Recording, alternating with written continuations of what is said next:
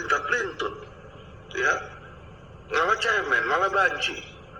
Ya gue cuma mau kasih tau lu, kalau lu nggak berani, gue akan bikin podcast lagi dan gue akan beliin rok buat lu dan gue akan nyatakan bahwa lu banci terganteng se-Indonesia, oke? Ya, ingat nih, Deddy Corbuzier, yang kenal sama Deddy Corbuzier, tolong video saya ini sampaikan ke beliau, ya. Kalau beliau tersinggung dan mau laporin saya ke polisi, syukur, bagus, gua rela masuk penjara. Ya, Dad, lu mau penjarain gua rela masuk penjara, Dad. Asal lu bantuin masyarakat, Dad. Karena kalau gua di penjara, sudah nggak ada lagi yang keluar-keluar. Gua mau lu yang keluar-keluar, gantiin gua. Ya, jadi gua bisa resting. Gua bisa istirahat tiap hari. Gua nggak perlu pusing stres masalah hukum di Indonesia, masalah korupsi di Indonesia ini, ya. Karena kalau nggak ada yang peduli, nggak ada yang cinta sama tanah air, ya mau jadi apa ini negeri kita? Gue aja 10 tahun ke Amerika, balik ke Indonesia, gue mau mengabdi di Indonesia, ya. Kita harus cintai tanah air ini. Ya lu bisa jadi kaya, follower lu juga 33 juta, kan orang Indonesia toh. Ngasih lu duit tuh, dari situ lu bisa dapat AdSense. Masa lu gak punya tanggung jawab balik untuk membela mereka? Berarti lu banci kelas kakap dong, ya? Banci kelas kakap.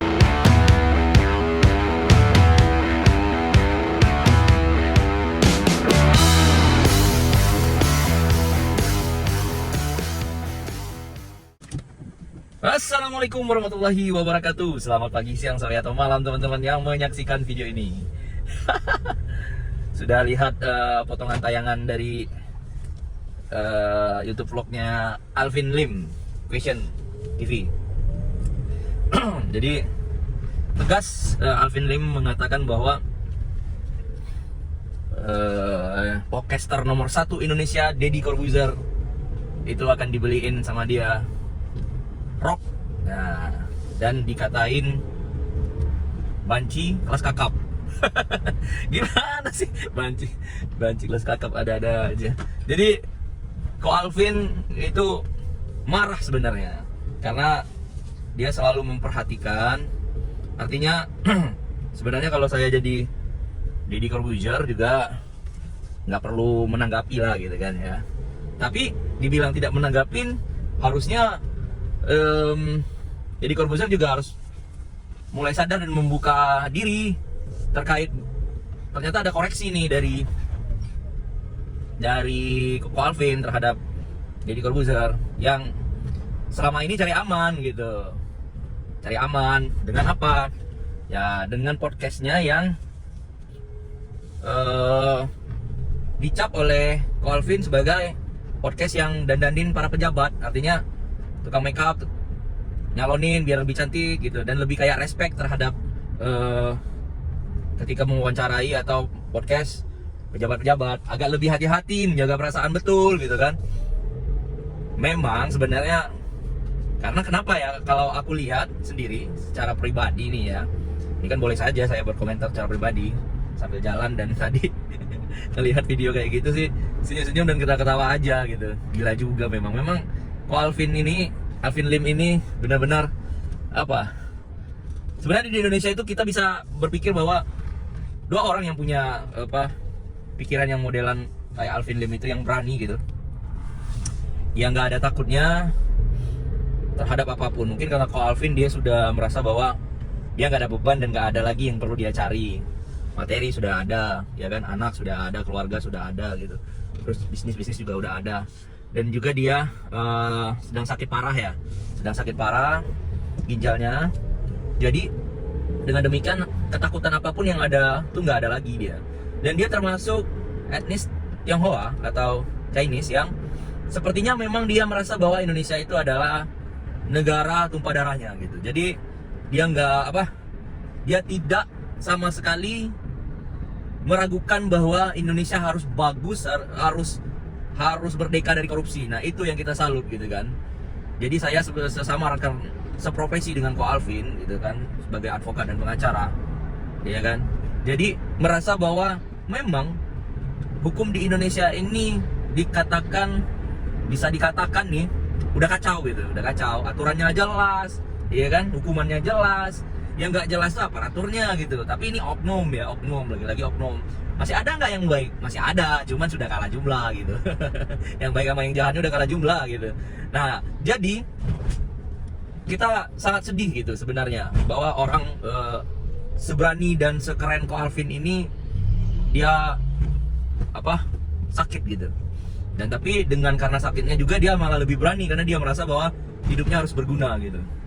Nah, dia di podcast itu, jadi kalau teman-teman itu saya sarankan teman-teman dengar lah apa yang diomongin Ko Alvin itu sebenarnya bukan bentuk hinaan terhadap podcaster nomor 1 Indonesia Deddy Corbuzier ya, gitu ya. Enggak, bukan menghina itu, tapi lebih kayak menyindir, agak membangkitkan bahwa lu punya subscriber 23 jutaan, ya kan? Yang memang semua orang melek. Mungkin kalaupun cuma Deddy Corbuzier ya dan timnya joget-joget saja, kami yakin itu yang menonton pasti 2 juta, 3 juta gitu. Dan dia akan mendapatkan profit dari situ, gitu kan? Artinya dia itu sudah independen. Artinya dia nggak mungkin dong seorang Deddy Corbuzier itu dibayar untuk menulis pejabat. Nggak mungkin, karena dia penghasilannya dari YouTube dan dari usaha dia dan bisnis dia itu sudah benar-benar kayak merdeka secara finansial gitu. Dibawa, tidak bisa ditekan, ada tekanan apapun kecuali tadi yang kata Ko Alvin, pengecut, ya gitu kan. Kalau pengecut dan memang ada istilahnya banci gitu, kata Ko Alvin tadi, saya cuma menekankan bahwa kata Ko Alvin tadi ya banci, ya kan, maka nggak akan berani gitu, cari aman aja gitu kan. Nah, karena kenapa? Ko Alvin itu butuh dukungan gitu. Saya lihat podcast yang lain-lain berani, kayak Uya Kuya itu berani gitu kan, ya kan, karena kenapa dia, saya bilang dulu kita kurang ya. Kalau kayak aku sendiri sih dengan Uya Kuya, ngelihat Uya Kuya tuh kayak ini settingan, raja settingan. Tapi kesini-sini aku lihat dia udah merasa kayak, oh dulu oke, dia setting semua acara-acara biar ada terprogram, biar itu punya nilai jual komersil. Tapi kesini-sini dia udah bener-bener kayak membuat podcastnya itu jadi podcast yang memang untuk sosial masyarakat dan mendukung gitu, ya kan. Nah, dan sangat mendukung sekali ketika Uya Kuya dan istrinya mungkin jadi anggota dewan sih bagus aja gitu, ya kan. Dan Uya Kuya juga mempunyai background akademis yang bagus juga kan gitu. Jadi itulah Deddy Corbuzier tidak melihat itu gitu, tidak melihat itu. Mungkin karena Deddy Corbuzier lagi-lagi ya, kita bukan tanda kutip ya, gitu, cari aman lah katakan. Nah, jadi kalau kata Ko Alvin itu dia akan beliin rok merek Chanel merek Gucci, nah terus dikasih rok dan akan membuat istilahnya banci terkeren gila. Sebenarnya itu sudah bentuk sebuah penghinaan. Tapi ya itu tadi, sebenarnya itu adalah sindiran yang memang caranya kasar, tapi sebenarnya untuk membangkitkan membangkitkan gairah atau semangat dari Deddy Corbuzier untuk membela masyarakat yang sudah, sebenarnya podcast itu sudah pilihan.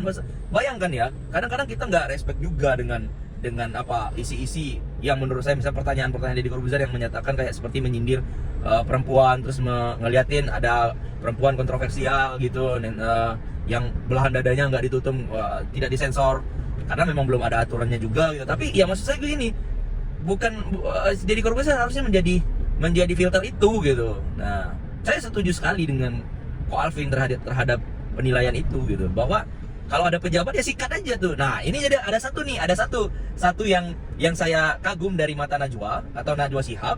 Ya, itu tajam ketika memberikan pertanyaan, itu tajam. Dia tidak melihat narasumbernya ini akan tersakiti atau apa, karena ini kan adalah titipan pertanyaan gitu.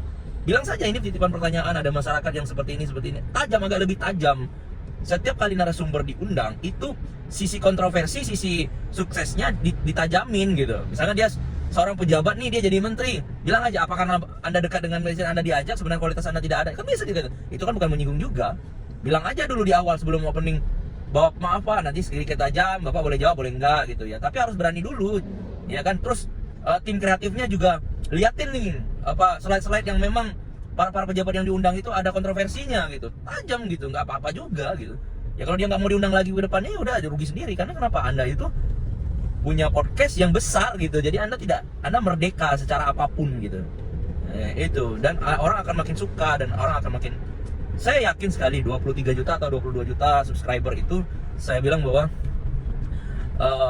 sangat yakin, saya mungkin sepertiganya itu orang yang benci malah gitu. Tapi dia masih ada rasa ingin bahwa Deddy Corbuzier suatu hari akan menjadi orang yang membela masyarakat gitu. Apalagi sekarang sudah diangkat menjadi letnan kolonel letnan kolonel gitu. Iya kan? Jadi sudah masuk menjadi warganya TNI gitu.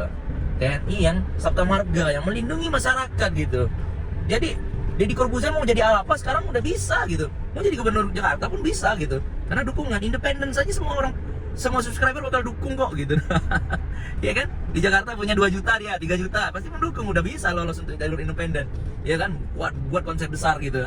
Ya kan, kalau Anda mau dicatat sebagai sejarah bahwa Anda adalah orang yang memang berani gitu. Ya kan? Nggak cari aman gitu kan. Contoh artis, ya kan, dan musisi Ahmad Dhani gitu kan, berani, ya kan, menyampaikan ideologi politik atau dia menyampaikan tentang konsep-konsep pemikiran yang besar, ya kan, terus dan sekarang buahnya lumayan manis nih. Kenapa saya bilang buahnya manis? Dia dan istrinya menjadi anggota DPR RI, politik, ya bukan karena apa-apa, ya kan, saya rasa bukan karena uang juga, ya kan, tapi karena apa? Karena memang orang sudah melek sekarang bahwa orang yang membela orang lain itu akan didukung gitu kan. Anies kenapa dia masih dicintai sama orang? Ya karena memang orang tahu dia orang baik gitu. Jadi kok Deddy Corbuzier gitu kan, kok Alvin tuh menurut aku nggak salah gitu. Ya menurut kita bahwa kok Alvin itu adalah cuman mengajak Anda untuk ayolah, dia mau speak up nih. Kalau kamu nggak berani, ya ngomong di podcastmu, kamu cukup sediakan pertanyaan dan suruh dia ngoceh untuk mengenai tentang hukum di Indonesia. Dan aku rasa nggak perlu takut. ya close the door, nggak perlu takut untuk mengundang seorang Alvin Lim untuk ngomongin apa yang dia sukai gitu kan, karena dia juga nggak takut. Ya kalaupun dia di penjara, ya dia sudah siap di penjara dengan apa omongan dia. Artinya dia tidak akan membawa close the door. Ya paling close the door menjadi saksi saja bahwa ini kan, ya kalau di take down ya kita tahu bahwa pemerintah atau orang yang tidak sukai itu kita sudah tahu gitu kan, pasti melek juga masyarakat. Makin dicintai, ya close the door makin dicintai, ya. Dan Ko Alvin bisa di akhir hayatnya membela dan mencoba untuk menimbulkan Alvin yang lain, ya, agar ada dan merasa memiliki Indonesia ini, ya.